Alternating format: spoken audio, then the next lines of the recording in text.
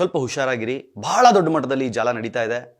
ಇದನ್ನು ಸಿಗಾಕೊಂಡು ಸಾಕಷ್ಟು ಜನ ಒದ್ದಾಡ್ತಾ ಇದ್ದಾರೆ.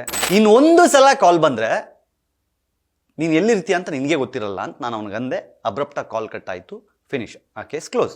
ನಾನು ಅಂದೆ, ಚುತ್ಯ ಮಾಡಬೇಡ ನನ್ನ, ಇಡೋ ಫೋನು ಅಂತೇಳಿ ಇಟ್ಟೆ. ಕೆಟ್ಟದಾಗ ಬೈದು ಫೋನ್ ಇಡಿ ಅಷ್ಟೇ. ಕಷ್ಟಪಟ್ಟು ತಗೊಂಡಿರೋ ಚಿನ್ನನ ಕಡಿಮೆ ಬೆಲೆಗೆ ಮಾರೋಕ್ಕಾಗತ್ತಾ? ಒಳ್ಳೆ ಬೆಲೆ ಸಿಗೋ ಕಡೆ ಮಾರ್ಬೇಕು. ಇಷ್ಟು ಕಡಿಮೆ ಚಿನ್ನಕ್ಕೆ ಅಧಿಕ ಬೆಲೆ ಕೊಡೋದು ಅಭಯ ಗೋಲ್ಡ್ ಬಯರ್ಸ್ ಮಾತ್ರ. ನಮಸ್ಕಾರ, ಸ್ಪೀಡ್ ಪ್ಲಸ್ ಕರ್ನಾಟಕದ ವಿಶೇಷ ಕಾರ್ಯಕ್ರಮಕ್ಕೆ ಸ್ವಾಗತ. ನಾನು ನಿಮ್ಮ ಕಿರಿಕೀರ್ತಿ. ಯಾವಾಗಲೂ ನಾನು ವಿಡಿಯೋದ ಆರಂಭದಲ್ಲೇ ಹೇಳೋದಿಲ್ಲ ಈ ವಿಡಿಯೋನ ಶೇರ್ ಮಾಡಿ ಅಂತ, ಬಟ್ ಇವತ್ತು ಹೇಳ್ತಾ ಇದ್ದೀನಿ, ದಯವಿಟ್ಟು ವಿಡಿಯೋನ ಫುಲ್ ನೋಡಿ ಆ್ಯಂಡ್ ಇದನ್ನು ಶೇರ್ ಮಾಡಿ.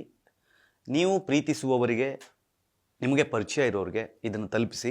ಯಾಕಂತಂದರೆ ಅವ್ರಿಗೆ ನಾಳೆ ಆಗೋ ದೊಡ್ಡ ಸಮಸ್ಯೆಯಿಂದ ಅವರನ್ನು ನೀವು ಬಚಾವ್ ಮಾಡಬಹುದು ಅನ್ನುವ ಕಾರಣಕ್ಕೆ. ಹೋದ ವಾರ ನನಗೆ ರಿಪೀಟೆಡ್ಲಿ ಕಾಲ್ ಬರ್ತಾ ಇತ್ತು ಒಂದು ಕೊರಿಯರ್ ಕಂಪನಿಯಿಂದ. ಆಮೇಲೆ ಒಂದು ಮೆಸೇಜ್ ಬಂತು, ಇವತ್ತು ನಿಮ್ಮ ಕೊರಿಯರ್ ಡೆಲಿವರಿ ಆಗುತ್ತೆ ಅಂತ. ಇನ್ಫ್ಯಾಕ್ಟ್ ನಾನೇನು ಬುಕ್ಕೇ ಮಾಡಿರಲಿಲ್ಲ, ನಾನೇನು ಆರ್ಡ್ರ್ ಮಾಡಿರಲಿಲ್ಲ, ನನಗೆ ಯಾರೂ ಕೊರಿಯರ್ ಕಳಿಸೋರು ಇರಲಿಲ್ಲ.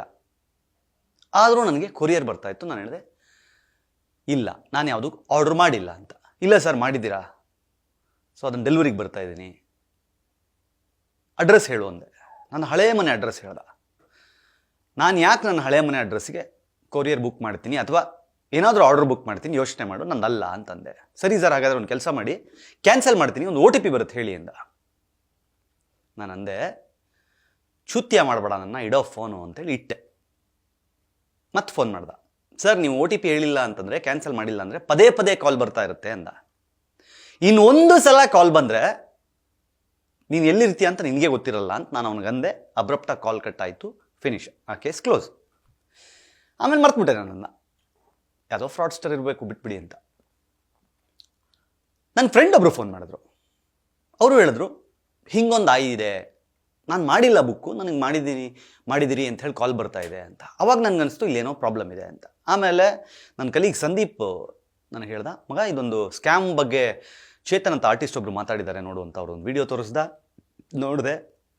ಅವ್ರಿಗೂ ಅದೇ ಥರ ಫ್ರಾಡ್ ಆಗೋ ಟ್ರೈ ಮಾಡಿದ್ದಾರೆ. ಏನು ಫ್ರಾಡು ಅಂತಂದರೆ, ನಿಮಗೆ ಪಾರ್ಸಲ್ ಬಂದಿದೆ, ನಿಮಗೆ ಕೊರಿಯರ್ ಬಂದಿದೆ ಅಂತ ಕಾಲ್ ಬರುತ್ತೆ. ನೀವು ಅದನ್ನು ಕ್ರಾಸ್ ಚೆಕ್ ಮಾಡ್ದೇನೆ, ಇಲ್ದೇನೆ, ಏನೂ ಗೊತ್ತಿಲ್ಲದೇನೆ, ಹೌದಾ ಆಯಿತು ಬನ್ನಿ ಅಂತ ಹೇಳಿ OTPಯನ್ನು ಕೊಟ್ಟರೆ, ಅಥವಾ ಮನೆಗೆ ಬಂದು ಪಾರ್ಸಲ್ನ ನೀವು ರಿಸೀವ್ ಮಾಡಿದ ಮೇಲೆ ಒಂದು 10 ನಿಮಿಷಕ್ಕೆ ಇನ್ನೊಂದಿಷ್ಟು ಜನ ಬರ್ತಾರೆ ನಿಮ್ಮ ಮನೆಯೊಳಗೆ. ನಿಮಗೀಗ ಪಾರ್ಸಲ್ ಬಂದಿದ್ದಿಲ್ಲ, ಅದರಲ್ಲಿ ಏನಿದೆ ಓಪನ್ ಮಾಡಿ ಅಂದರೆ ಅದರಲ್ಲಿ ಡ್ರಗ್ಸ್ ಇರುತ್ತೆ, ಅದರಲ್ಲಿ ಫೇಕ್ ಪಾಸ್ಪೋರ್ಟ್ಸ್ ಇರುತ್ತೆ, ಅದರಲ್ಲಿ ATM ಕಾರ್ಡ್ಸ್ ಇರುತ್ತೆ. ಅಲ್ಲಿಂದ ನಿಮ್ಮ ಮೇಲೆ ಒಂದು ಚಾರ್ಜ್ ಫೈಲ್ ಮಾಡ್ತಾರೆ, ಇನ್ವೆಸ್ಟಿಗೇಷನ್ ಅನ್ನೋ ಥರದಲ್ಲಿ ಒಂದು ಬಿಲ್ಡಪ್ ಕೊಡ್ತಾರೆ. ನೀವು ಅದರಿಂದ ಈಗ ಹೊರಗಡೆ ತಪ್ಪಿಸ್ಕೊಂಬರ್ಬೇಕು. ಅದಕ್ಕೆ ಡಿಮ್ಯಾಂಡ್ ಮಾಡೋಕ್ಕೆ ಶುರು ಮಾಡ್ತಾರೆ. ಲಕ್ಷಗಟ್ಟಲೆ ಕಳ್ಕೊಂಡವರಿದ್ದಾರೆ. ಯೂಟ್ಯೂಬಲ್ಲಿ ಒಂದ್ಸಲಿ ಹೋಗಿ ಪಾರ್ಸಲ್ ಸ್ಕ್ಯಾಮ್ ಅಥವಾ ಕೊರಿಯರ್ ಸ್ಕ್ಯಾಮ್ ಅಂತ ಹುಡುಕಿ. ಇದರಲ್ಲಿ ಇನ್ನೊಂದು ನೆಕ್ಸ್ಟ್ ವರ್ಷನ್ ಇದೆ, ಅದು ದೊಡ್ಡ ಮಟ್ಟದ್ದು. ಏನು ಅಂತಂದರೆ, ನಿಮಗೆ ಕಾಲ್ ಬರುತ್ತೆ ಟ್ರೂ ಕಾಲರಲ್ಲಿ. ಆ ಕಾಲ್ ಫೆಡೆಕ್ಸ್ ಅಥವಾ DHL, ದೊಡ್ಡ ದೊಡ್ಡ ಕೊರಿಯರ್ ಕಂಪನಿ, ಅಂದರೆ ಇಂಟರ್ನ್ಯಾಷನಲ್ ಕೊರಿಯರ್ಸ್ ಮಾಡುವಂತಹ ಕಂಪ್ನಿಗಳ ಹೆಸರು ಬರುತ್ತೆ ಟ್ರೂ ಕಾಲರ್ನಲ್ಲಿ. ಕಾಲ್ ರಿಸೀವ್ ಮಾಡಿದ ತಕ್ಷಣ ನೀವು ಕಳಿಸಿರುವ ಪಾರ್ಸಲ್ ಕಸ್ಟಮ್ಸ್ ಅವರು ಹಿಡಿದು ಬಿಟ್ಟಿದ್ದಾರೆ, ನಾರ್ಕೋಟಿಕ್ಸ್ನವ್ರು ಹಿಡಿದು ಬಿಟ್ಟಿದ್ದಾರೆ, ನಿಮ್ಮ ಮೇಲೆ ಇವಾಗ ಕೇಸ್ ಫೈಲ್ ಆಗುತ್ತೆ. ಅದರಲ್ಲಿ 25-30 ಫೇಕ್ ಪಾಸ್ಪೋರ್ಟ್ಸ್ ಇದೆ, ATM ಕಾರ್ಡ್ಸ್ ಒಂದು 50 ಇದೆ, ಹಾಗೆ ಡ್ರಗ್ಸ್ ಸಿಕ್ಕಿದೆ 150 ಗ್ರಾಮ್. ನೀವು ಇದನ್ನು ಎಲ್ಲಿಗೆ ಪಾರ್ಸಲ್ ಮಾಡ್ತಾ ಇದ್ರಿ? ಇಲ್ಲಿಂದ ಥೈಲ್ಯಾಂಡಿಗೆ ಬುಕ್ ಮಾಡಿದ್ರಿ. ಅವನು ಹೇಳ್ತಾನೆ, ಅಯ್ಯಯ್ಯೋ ನಾನು ಮಾಡೇ ಇಲ್ಲ. ನೀವು ಮಾಡಿಲ್ಲ ಅಂತ ನೀವು ಹೇಳ್ತಾ ಇದ್ದೀರಾ, ಬಟ್ ನಿಮ್ಮ ಆಧಾರದ ಮೇಲೇ ಇದು ರಿಜಿಸ್ಟರ್ ಆಗಿದೆ, ನೀವು ವೆರಿಫೈ ಮಾಡಿದಿರಿ, ನಿಮ್ಮ ಫೋನ್ ನಂಬರ್ ಇದೇನಾ ಅಂತ ಅಂದ್ಬಿಟ್ಟು ಮತ್ತೊಂದ್ಸಲಿ ಕ್ರಾಸ್ ಚೆಕ್ ಮಾಡಿಸಿ, ಅದೇ ಯಾವ ನಂಬರ್ಗೆ ಮಾಡಿರ್ತಾರೋ ಅದೇ ನಂಬರ್ನ ಮತ್ತೆ ಹೇಳಿ. ನಿಮಗೆ ಭಯ ಸ್ಟಾರ್ಟ್ ಆಗುತ್ತೆ. ಅವಾಗ ಹೇಳ್ತಾರೆ, ನಾರ್ಕೋಟಿಕ್ಸ್ ಆಫೀಸರ್ಸ್ ಅಥವಾ ಕಸ್ಟಮ್ಸ್ ಆಫೀಸರ್ ನಿಮ್ಮ ಜೊತೆ ಇನ್ವೆಸ್ಟಿಗೇಷನ್ಗೆ ಕಾಲಿಗೆ ಬರ್ತಾರೆ ಅಂತ ಹೇಳಿ ವಿಡಿಯೋ ಕಾಲ್ ಸ್ಟಾರ್ಟ್ ಆಗುತ್ತೆ. ವಿಡಿಯೋ ಕಾಲಲ್ಲಿ ಇನ್ವೆಸ್ಟಿಗೇಷನ್ ಥರ ಶುರು ಮಾಡ್ತಾರೆ. ಅವಾಗ ಹೇಳ್ತಾರೆ, ಇದು ನೀವು ಇವಾಗ ಮನಿ ಲಾಂಡ್ರಿಂಗ್ ಕೇಸ್ ಬರುತ್ತೆ ನಿಮ್ಮ ಮೇಲೆ, ಬಿಕಾಸ್ ಅದರಲ್ಲಿ ATM ಏನು ಸೀಸ್ ಆಗಿದೆ, ಅದರಲ್ಲಿ ಕೋಟಿಗಟ್ಟಲೆ ಹಣ ಇತ್ತು.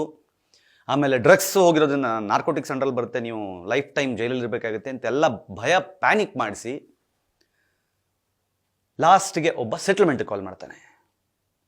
ನೀವು ನೋಡಿದ್ರೆ ಮುಗ್ಧರ ಥರ ಕಾಣ್ತಾ ಇದ್ದೀರಿ, ಏನೋ ಗೊತ್ತಿಲ್ಲದೆ ಯಾರೋ ನಿಮ್ಮ ಹೆಸರಲ್ಲಿ ಮಾಡಿರ್ಬೋದು, ಕೇಸ್ನ FIR ಕ್ಯಾನ್ಸಲ್ ಮಾಡೋಕ್ಕೆ ಇಷ್ಟಿಷ್ಟು ಆಗುತ್ತೆ ಅಂತ ಅಂದ್ಬಿಟ್ಟು ಲಿಟ್ರಲಿ ನಂಬಿಸಿ ಲಕ್ಷಗಟ್ಟಲೆ ಪೀಕ್ತಾರೆ.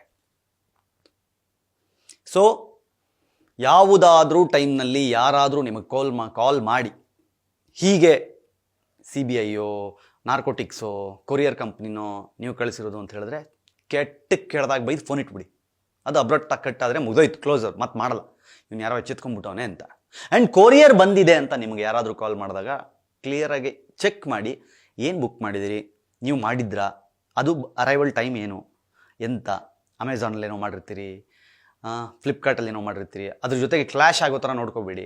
ಯಾವುದೋ ಕೊರಿಯರ್ ಬಂದಾಗ ಅಮೆಝಾನ್ದೇ ಇರ್ಬೋದು ಅಂತ ಓಕೆ ಅಂದ್ಬಿಡೋದು, OTP ಕೊಟ್ಬಿಡೋದು, ಮನೆಗೆ ಬನ್ನಿ ಅಂದ್ಬಿಡೋದು, ರಿಸೀವ್ ಮಾಡ್ಕೊಂಬಿಡೋದು. ಯಾಮಾರಬೇಡಿ, ಎಡವಟ್ ಮಾಡ್ಕೋತೀರಿ.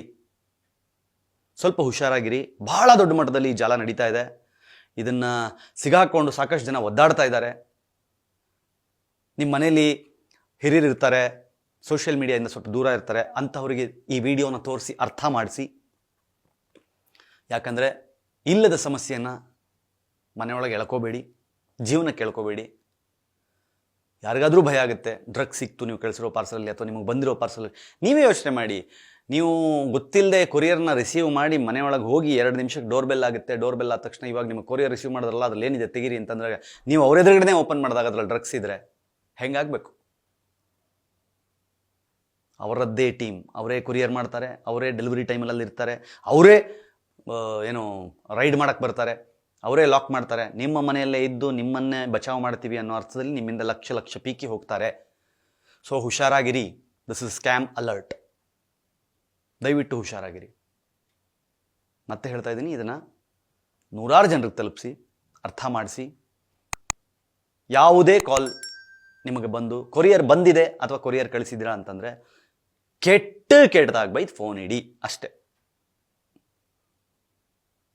ಪ್ಲೀಸ್ ಹುಷಾರಾಗಿರಿ. ನೋಡ್ತಾ ಇರಿ ಸ್ಪೀಡ್ ಪ್ಲಸ್ ಕರ್ನಾಟಕ. ಯಾಕಂದರೆ ಇದು ನಿಮ್ಮಿಂದ ನಿಮಗಾಗಿ ನಿಮಗೋಸ್ಕರ.